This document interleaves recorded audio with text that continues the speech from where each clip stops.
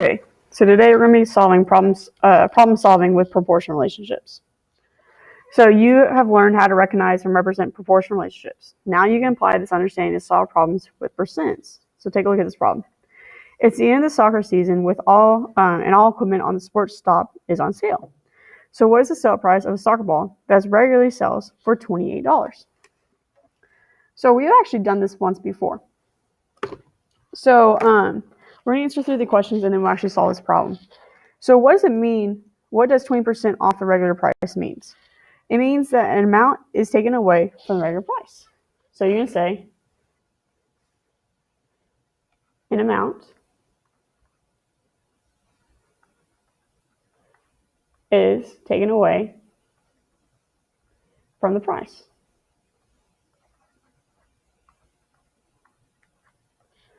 Okay, how do you know, or how do you write 20% as a decimal? Well, that could be 0.20 or 0.2. So what is the regular price? Well, the regular price of the soccer ball was $28. How would you find 20% of the regular price? What would you do with this amount to find the sale price? So you would do 28 times 0.2, then subtract from 28. So what I mean by that is you do 28 times 0.2 to find 20% off of $28. Then you find the sale. Then you find how much you get to save, and then you subtract it from the original amount. So let's do that. So we're going to do 28 times 0.2.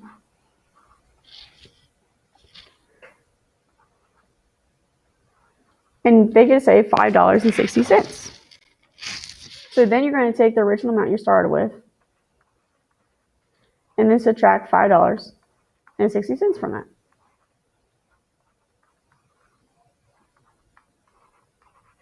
So my new sale price will be $22.40. So summarize the steps you take to find the sale price given the regular price and percent discounts. So find the percent given of the regular price and then subtract it from the regular price. So find the amount off, or the amount you save, and subtract.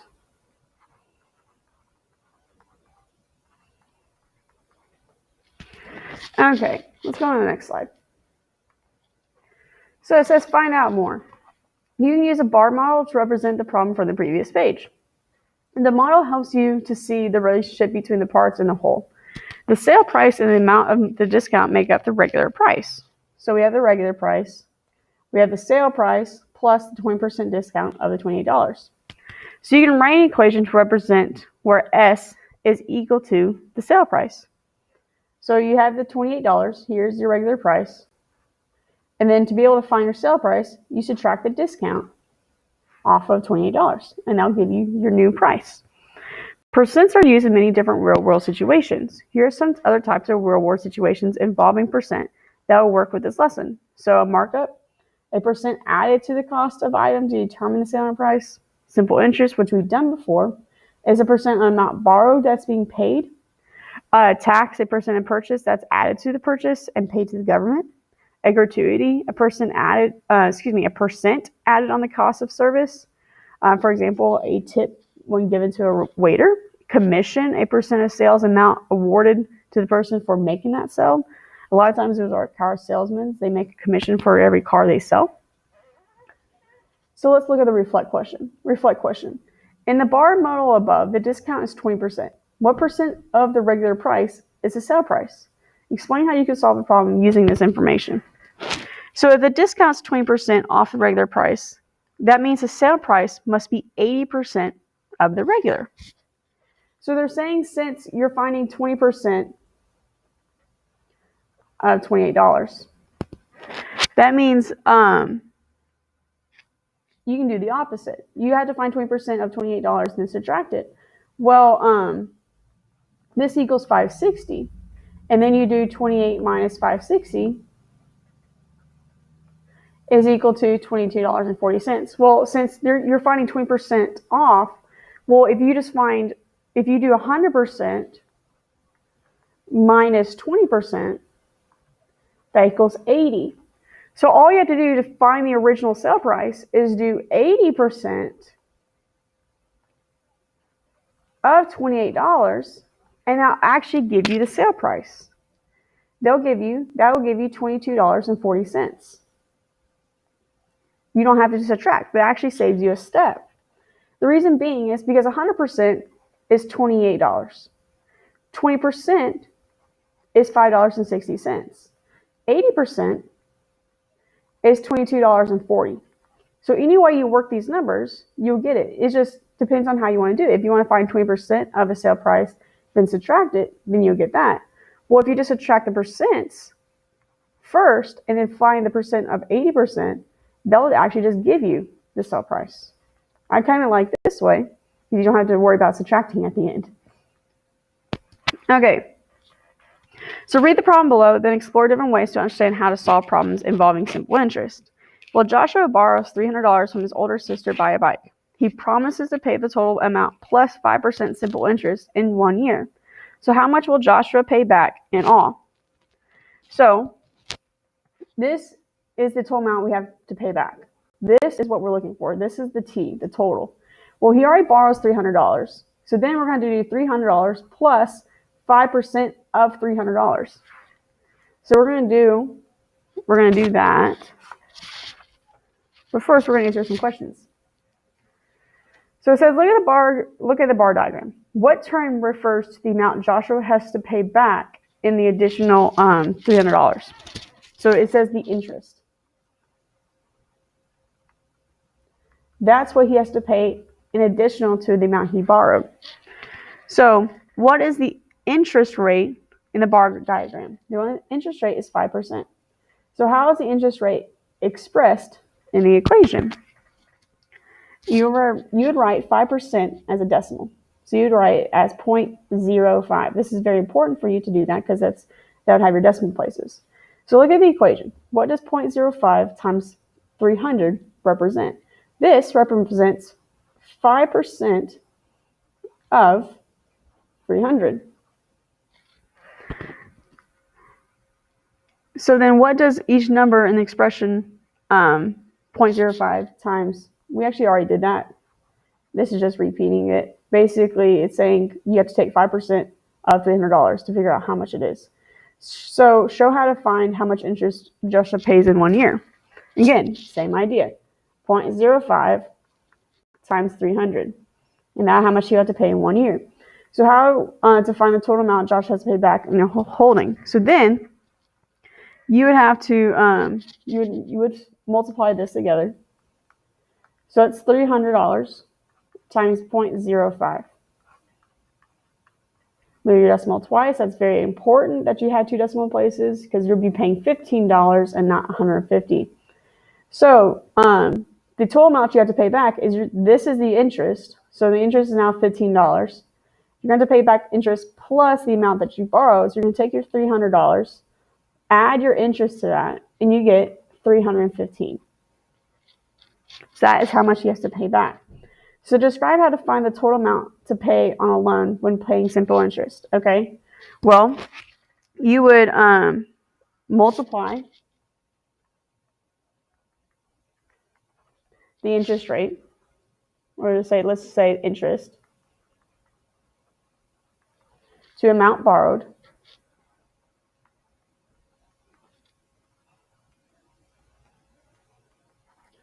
And then add interest. Oh, yeah, we need to say rate so you understand that's the percent. Then add interest to borrowed money, to find total. All right, let's try another problem. So Morgan's mom wants to borrow $720 to buy a new computer. Well, the store will charge her 8% simple interest for 1 year. How much will she have to pay back? So we have to figure out how much she pays back in total. So we're going to do the same thing. We're going to do $720 and we'll multiply it by our interest rate, which is 8%, or 0.08. 0.08. 16, 56, 57, move my decimal twice, 1, 2. All right, so here I actually see my answer. But that's not what I'm looking for. I'm looking for the total amount I have to pay back. I know she has to pay back $57.60 plus the original amount she borrowed. So you're going to take the original amount she borrowed. Let me do this anywhere somewhere else is bothering that question. So you're going to take the amount that she borrowed, $720, and you're going to add $57.60 to that. And it'll come out to $777.60.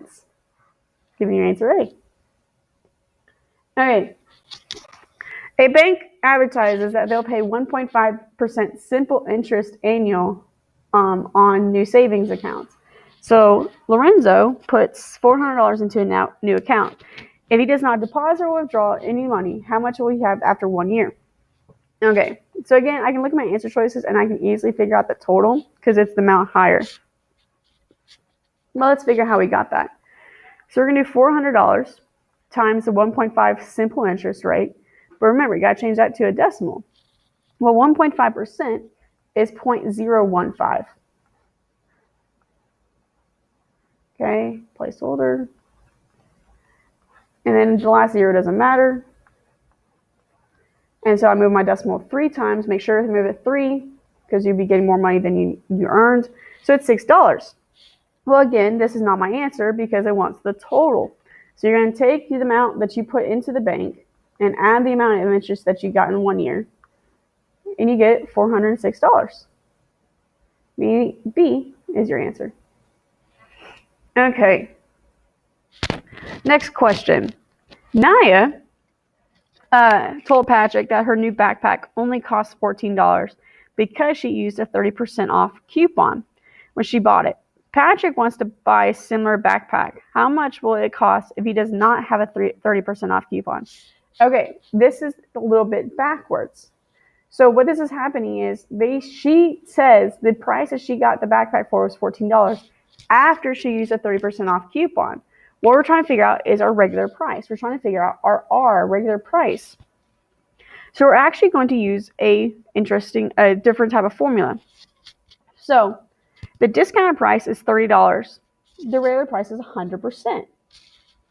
So if I take my 100%, what we're looking for, and then subtract the 30% discount from it, it means it's 70%. So the discounted price is 70% of the regular. So that means if I take 70% and I multiply it by my regular price, that will give me my sale price. My sale was $14. So if I take 70% times by my regular price, it'd be $14. This is the same idea as we did here, because 80% of my regular price gave me my sale price. Well, this is working a little bit backwards.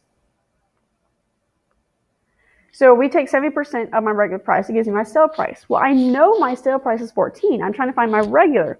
So we can rewrite this as a different equation. So 70% times R is equal to 14, or 0.7 times my R is equal to 14. So this is like a one-step equation which we have solved before. So that 0.7 is being multiplied to the regular price. So since it's being multiplied, you're going to do the opposite, and you're going to divide it to both sides. This cancels out to 1, leaving me 1R. And then you divide 0.7 into 14, which comes out to, I believe, $20. Divide 0.14, you got to move your decimal once, move this once. 7 goes into 14.2, bring up the 0. Yes, it is $20. So my regular price is $20. Isn't that cool? You can just work backwards. So we're actually going to answer some questions even though we just did solve it. So look at the tape diagram in the picture.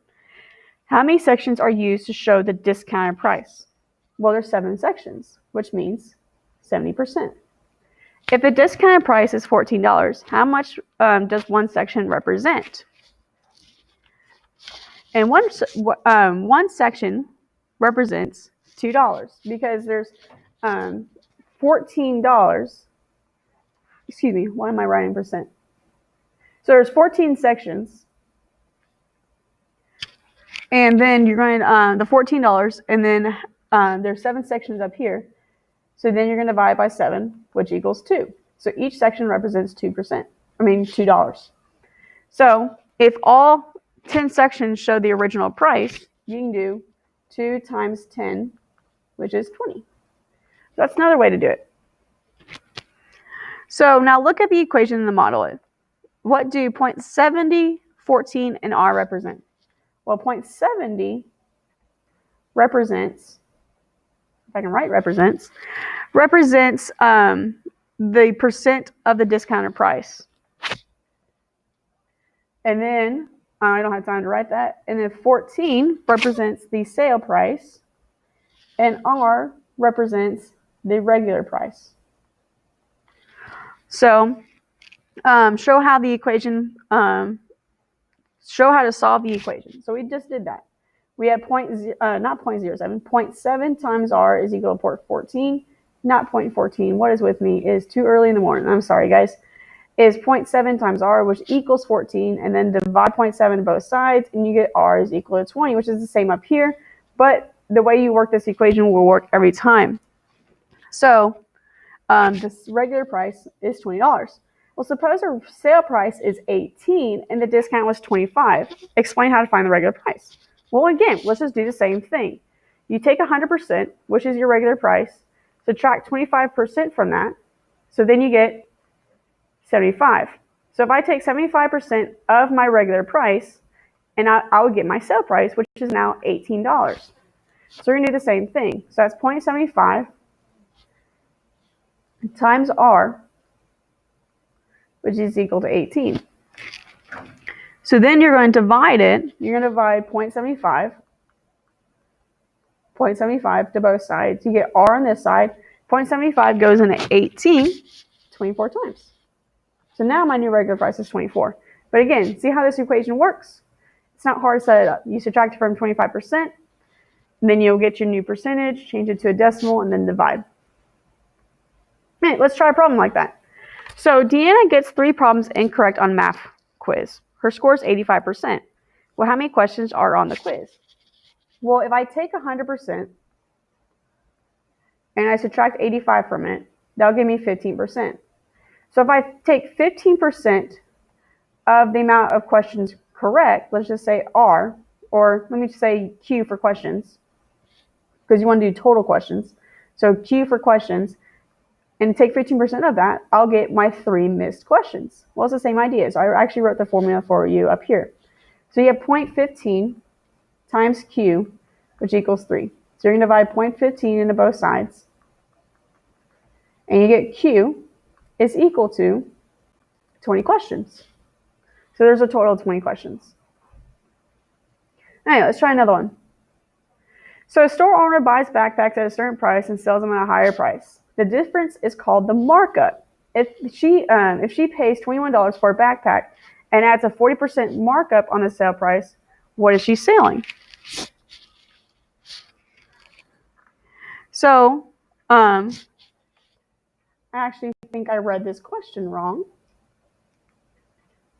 And I have to actually undo it. So we'll put this off to the side. If I can actually just cut that. And so we have the original, a store owner buys backpacks at a certain price and sells them for the higher price. The difference is called the markup. If she pays $21 for a backpack and adds 40% markup of the price she paid, what's the selling price? So that means she has a selling price of $21. Plus, she's going to do a 40% markup. So you're going to do 40% of $21, and then that'll give her her new total. So basically what she's doing is she's buying it from a wholesale salesman for $21. Okay? Well, then she's going to sell it in her store. So she's going to do a 40% markup. So she has to find 40% of the $21, then add it to the original amount she paid for, and that'll give her her markup.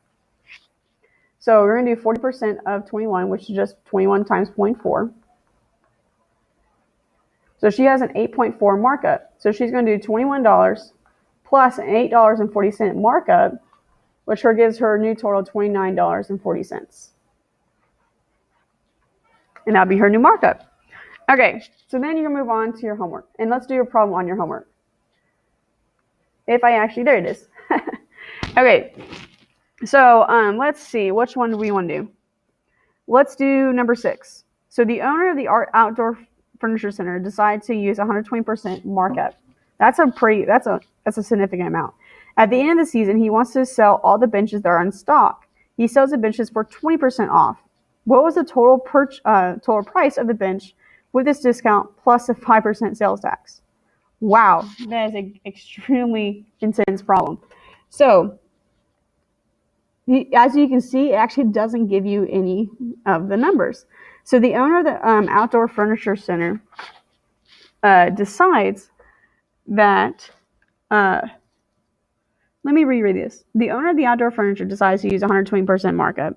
At the end of the season, he wants to sell all the benches that are in stock. He sells the benches for 20% off. What's the total price of the bench, that discount, plus a 5% discount tax? Oh, okay. This is the reason why we're having problems. It's because number 6 and number 5 goes together. That makes a lot of sense. So the regular price of the bench was $110. So then discount of the bench will be 80%. So the regular price, so R was $110, which you'll find up here in number 5. So then you do 110, and you're going to do 80% because it says a 20% mark off. So you're going to do 110 times 0.08, 0.8. Move your decimal once, so it's $88. So his discounted price of the bench is $88. So then you got to do tax. So to find tax, you got to take your $88 and multiply it by 0.05 to find how much tax you pay on it. And it's $4.40. Well, that means you're going to have to take your $88. I'm going to erase it. I don't have much room. You're going to take your $88 and add $4.40 to that. And so then, 4, 12. So you'll have to pay $92.40. That is the total price of the bench with the discount and the tax. Remember, we got $110 from the problem above. All right. Again, I know this one's a little intense. If you do need help with doing the percents and discounts again, just watch the video again. And if ask me questions that you don't understand, please, please, please. Other than that, have a great day. Thank you.